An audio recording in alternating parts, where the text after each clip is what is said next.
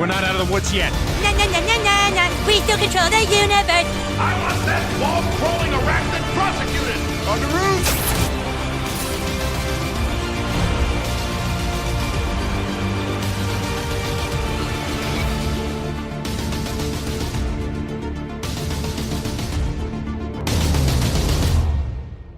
The year was 1999. I was 3 years old, and I saw Star Wars Episode 1. The Phantom Menace was one of those movies where I really, really liked it as a kid. And obviously, as time has gone on, I still like the movie, but it is definitely not my favorite of the Star Wars series. And by no means is it a bad movie, in my opinion. It's kind of forgettable compared to the greatness of the original trilogy, and obviously the new movies that are coming out, like The Force Awakens and Rogue One. But Star Wars Episode 1 didn't just usher in a new era of Star Wars films, it ushered in a new era of merchandising.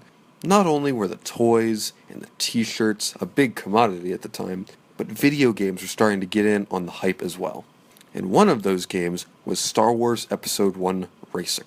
Star Wars Episode 1 Racer basically takes the premise of the pod race in Star Wars Episode 1, The Phantom Menace, and just expands it into a massive game. The game premiered on April 30th, 1999 for Windows, and eventually was released on May 19th, 1999 for Nintendo 64 in North America. The game was later released on Game Boy Color, Macintosh, Dreamcast, and an arcade version of the game was also created. The version I'm going to show you today is the Windows version. This is what you're seeing on screen now. This is a game that I played various different times on a Nintendo 64, but had never really played the Windows version of this game.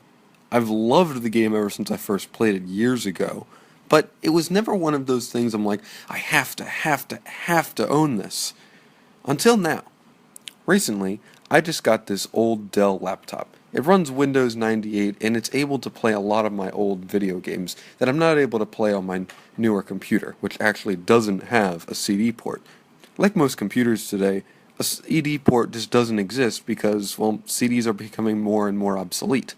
But what's great about this is I'm actually now able to play some old video games I have. And also, I'm able to get new video games that I wasn't able to get before because, well, my computer doesn't have a CD port. Windows 98 was the first operating system I really remember, and I do have some fun old games like NASCAR 2000 and Backyard Baseball 2001 to play on it, two of my favorite games of all time. Developed by LucasArts and published by LucasArts and Nintendo, the game focuses around the pod race sequence of The Phantom Menace. In the film, the scene is a combination of CGI, live action, practical effects, and amazing sound design done by Ben Burtt.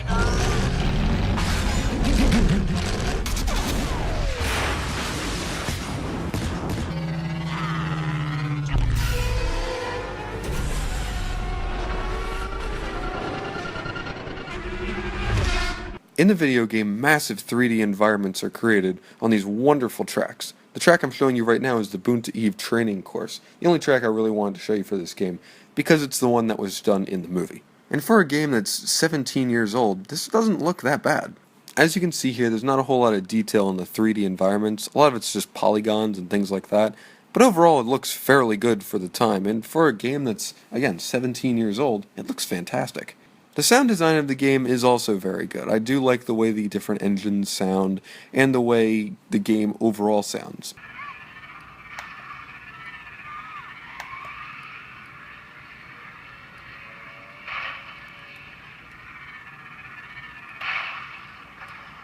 The music, obviously, in the game is done by John Williams, and is taken right directly from the movie. You do get the classic Duel of Fates soundtrack in there, and it just works perfectly on the main title screen, and I really do enjoy it.